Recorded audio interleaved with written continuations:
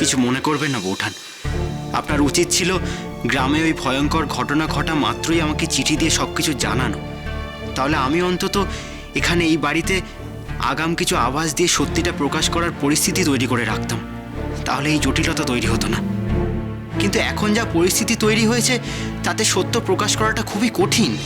ঠাকুরপো, যখন ঘটনাটা ঘটে তখন আমার চিঠি লেখার মতো মনের অবস্থা ছিল না, চিন্তাতেই আসেনি।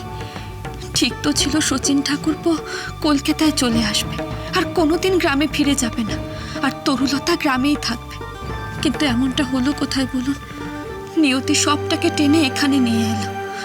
দেখুন না, আমিও কি এখন আপনাকে সব কথা খুলে বলতে পারছি? ভাগ্যিস রাতের সব ঘটনা আপনার চোখের সামনে ঘটেছে, ওদের কথা শুনে আপনি সবটা বুঝতে পেরেছেন, তাই এই বাড়িতে প্রথম কেউ সবটা জানলো। নইলে তো আমি শচীন ঠাকুরপোর দিব্যের ভয়ে কাউকে কিছু বলতেই পারছি না, আর দিন দিন সমস্যা বেড়েই চলেছে। তাহলে এখন আপনি কি চান বৌঠান? সরলাকে সরিয়ে তরুলতা এই বাড়ির ছোট বৌমা হোক?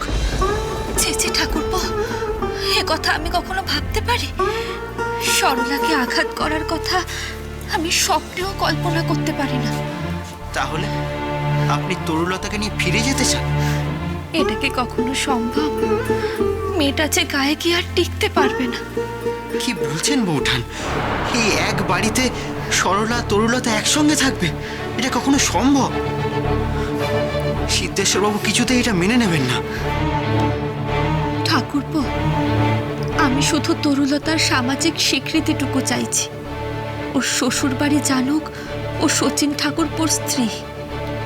মানুক না মানুক সেটা ওর অদৃষ্ট, কিন্তু যেটুকু দায়িত্ব নিয়ে আমি কলকাতায় এসেছি সেইটুকু পালন করে যাই। ঠাকুরপো, আমি তো আপনাকে কিছু জানাইনি, নিয়তি জানিয়েছে।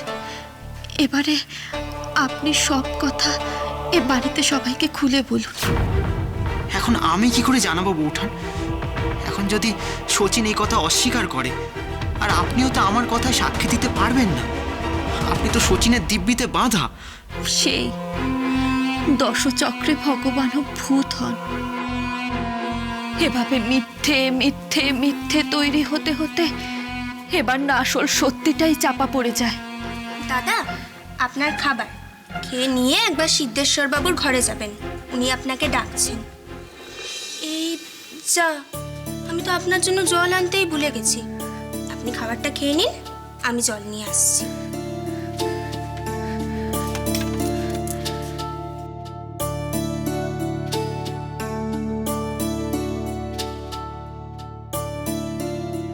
বৌঠান, তরুলতাকে আমি বোন বলেছি।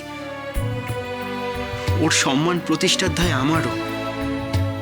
আমি কি করতে পারবো, কতটা করতে পারবো জানি না, তবে আমি চেষ্টা করব। কেন জানি না মনে হচ্ছে আজ এখানে অন্নদা উপস্থিত থাকলে এই সমস্যার সমাধান ওই করে দিত। সব সমস্যার সমাধান তো তিনি। তুমি বরং আরেকটা চিঠি লিখে ওদের বারণ করে দাও, তাহলেই তো আর আপাতত কলকাতা থেকে কেউ আসবে না। অসাধারণ বুদ্ধি তোমার সরোজিনী। তোমার এই বুদ্ধির জন্যই চোর বাড়ির ভেতর ঢুকে চুরি করে চলে গেল আর তুমি টেরও পেলে না। আরে বাবা, আমি যদি এখন হুট বলতে কলকাতা থেকে লোকজনকে এখানে আসতে বারণ করি, তাহলে তো ওনারা আরো বেশি করে দুশ্চিন্তা করবেন। তখন কিন্তু ওরা এসে সব শুনে কি ভাববে? জি জি জি, আমরা ঘরের মধ্যে চোর পুষে রেখেছি। তোমার টাকা চুরি গেছে তা এক ব্যাপার, কিন্তু যদি ওদের কোনো কিছু চুরি যায় তখন কতখানি মাথা হেট হবে বুঝতে পারছো? আমি ভালোর জন্যই বলছি। স্যার, দেখুন কে এসেছেন। আসুন ঠাকুর।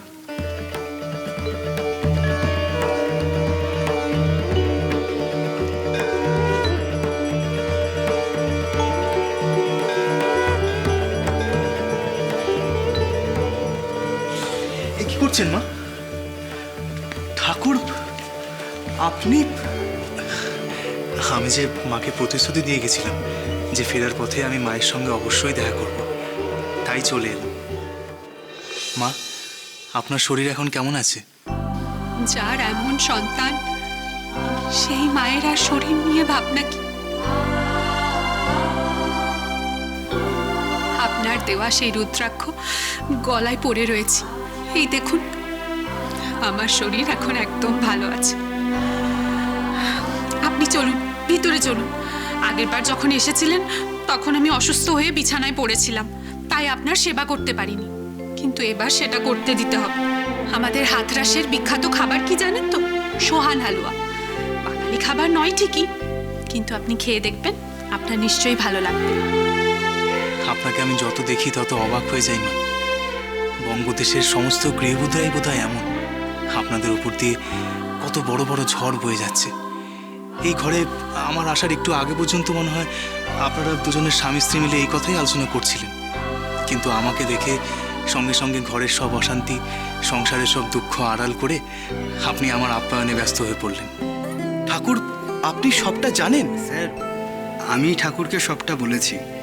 স্টেশনের কাছে পথে ওনার সঙ্গে আমার দেখা হয়েছে, আর সেখান থেকেই আমি ওনাকে এখানে নিয়ে এসেছি। উনি আপনার বাড়িটা ঠিক খুঁজে পাচ্ছিলেন না। ভাগ্যিস অমিবাবুর সঙ্গে দেখা হলো। অমিবাবুই তো আমাকে গাড়ি করে নিয়ে এলেন। খুব ভালো করেছো অমিয়। তুমি সবটা বলে দেওয়াতে অন্নদা ঠাকুরের সাথে কথা বলতে আমার সুবিধেই হবে। তুমি এবার কাজে যাও অমিয়। আর সরোজিনী, তুমি ঠাকুরের জল খাবারের ব্যবস্থা করো। বসুন ঠাকুর, কথা আছে।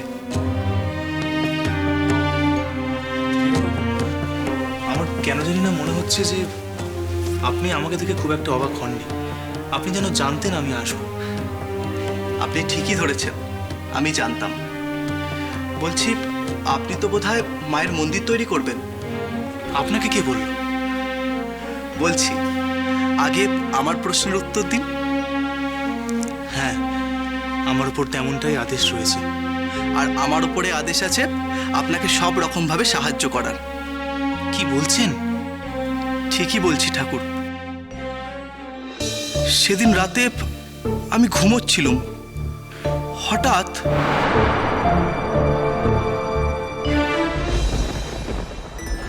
ধীরে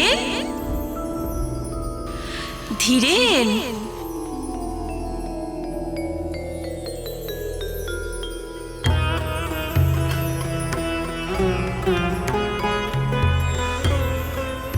মা, মা, তুমি এসেছো আমার ঘরে? ধীরেন, এই জগতে অন্নদা যেমন আমার প্রতিষ্ঠা করবে, তেমন তোদের বসু পরিবার তাকে এই প্রতিষ্ঠার কাজে সাহায্য করবে। মা, আমরা সবাই অন্নদা ঠাকুরকে ভক্তি করি, কিন্তু উনি যে গেরুয়া বসন ধারণ করে সন্ন্যাস নিয়ে গৃহত্যাগ করেছেন, ওনাকে পাই কোথায়? আর ওনাকে না পেলে সাহায্যই বা করবো কিভাবে? অন্নদা খুব শিগগিরই তোর কাছে আসবে।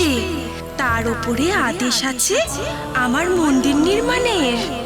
সেই মন্দির তৈরিতে তুই অন্নদাকে সব রকম ভাবে সাহায্য করবি। করবো মা, অবশ্যই করব, নিশ্চয়ই সাহায্য করব। আমি আমার সবটুকু সাধ্য দিয়ে অন্নদা ঠাকুরের সঙ্গে থাকবো। আদিশক্তি আদ্যাপি সোম থেকে শনি সন্ধ্যে ৭টায় আকাশ আট ও প্ল্যাটফর্ম 8-এ।